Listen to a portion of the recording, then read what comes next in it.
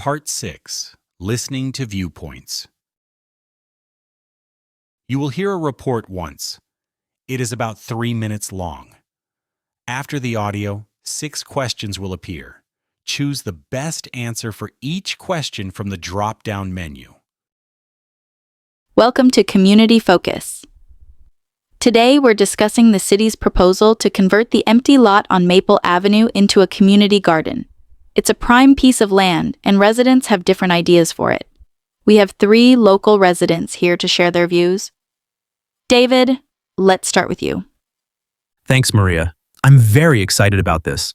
I think it's a fantastic idea. A community garden would be wonderful for our neighborhood. It gives people in apartments who don't have their own yards a chance to grow fresh vegetables and flowers. Plus, it's a great way for neighbors to connect and spend time outdoors, building a stronger community spirit.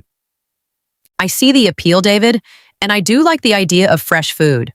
But I have some practical concerns.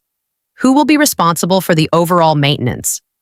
I'm not just talking about the individual plots, but the pathways, the compost area, and the fences.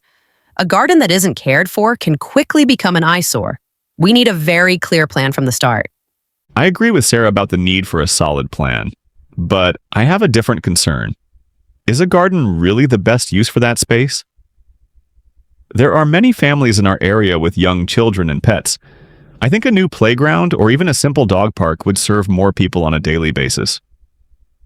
A playground is a nice idea, Ben, but a garden offers unique benefits. It's incredibly educational for kids. They can learn where their food comes from, which is so important. And it can really help with food security, giving families access to healthy, low-cost produce.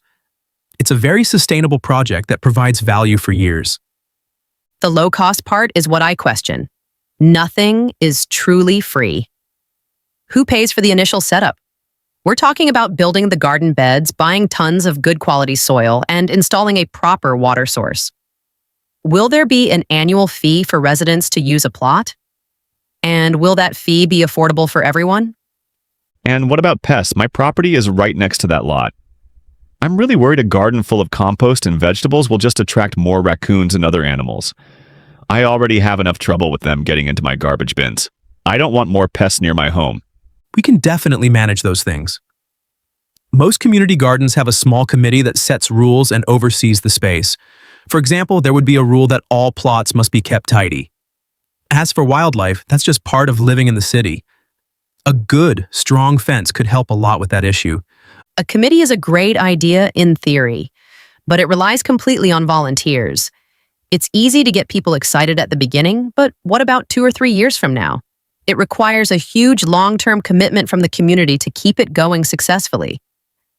Exactly. A playground, on the other hand, is built by the city and then it's just there for everyone to use.